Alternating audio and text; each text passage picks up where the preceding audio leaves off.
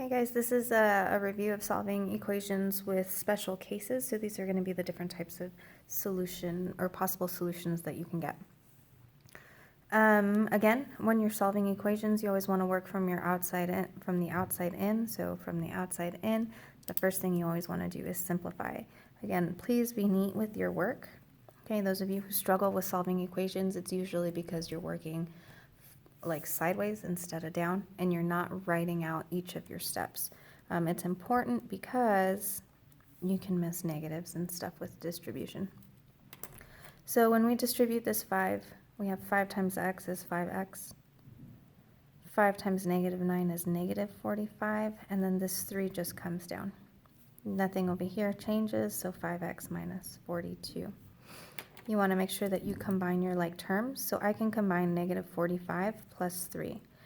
A lot of times here, guys, you'll do like minus 3 and minus 3. That's incorrect because you only do inverse operations when you're moving it to the other side.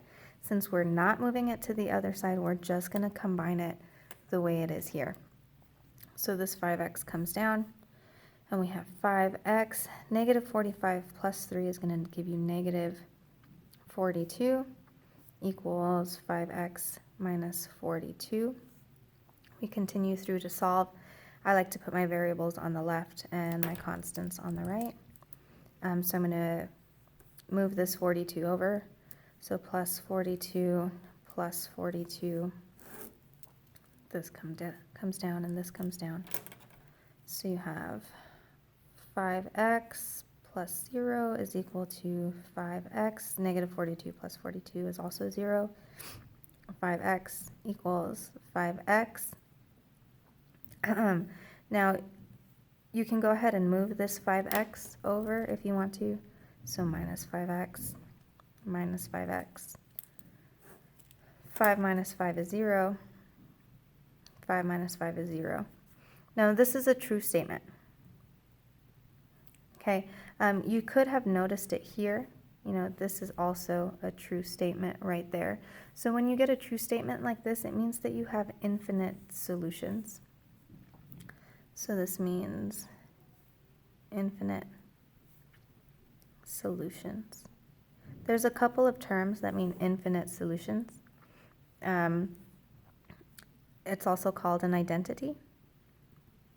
Okay, so if you have, you know, an equation set equal to something else, these two are identities of one another because essentially they're the same thing. Another term that you'll hear is consistent dependent. Okay, it also means that it's the same line. Okay, so if you were to sketch, you know, a graph of a line, you know, whatever. So you had something like 5x minus 42.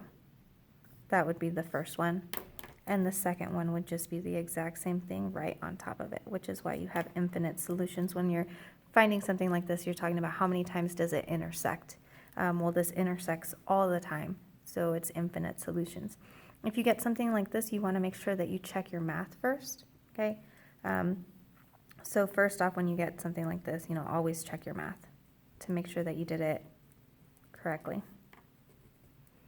So you're looking for stuff like 0 equals 0, negative 1 equals negative 1, you know, 5 equals 5. They have to be exactly the same. You can't have negative 1 equals positive 1 because it's not true.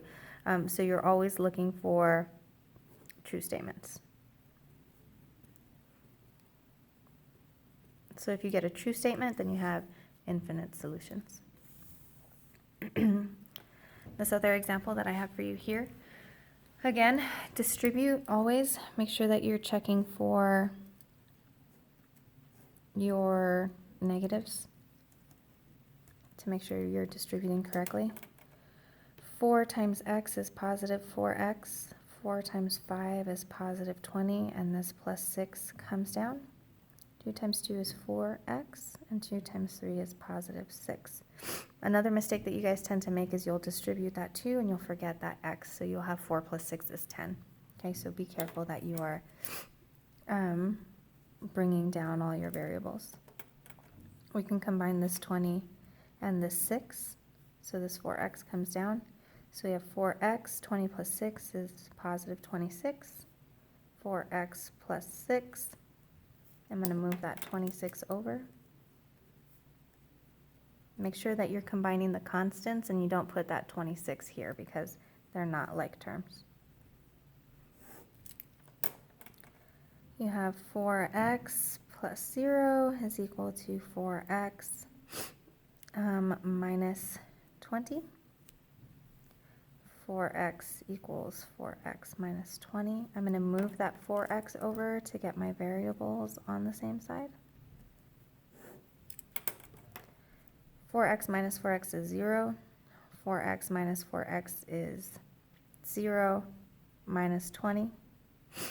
So then if I move over here, we have 0 is equal to negative 20. Okay, this is a false statement. Okay, so whenever you get a false statement, it means that there's no solution. Okay, so for equations that have no solution, okay, it means that they don't intersect.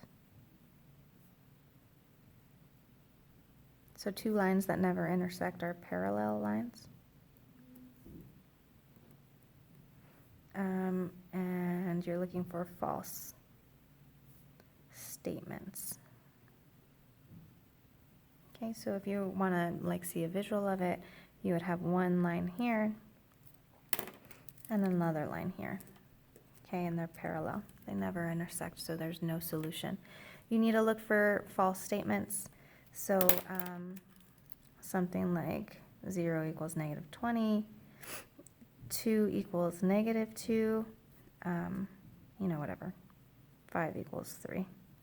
Okay, these are all false statements. I have a couple of practice problems for you.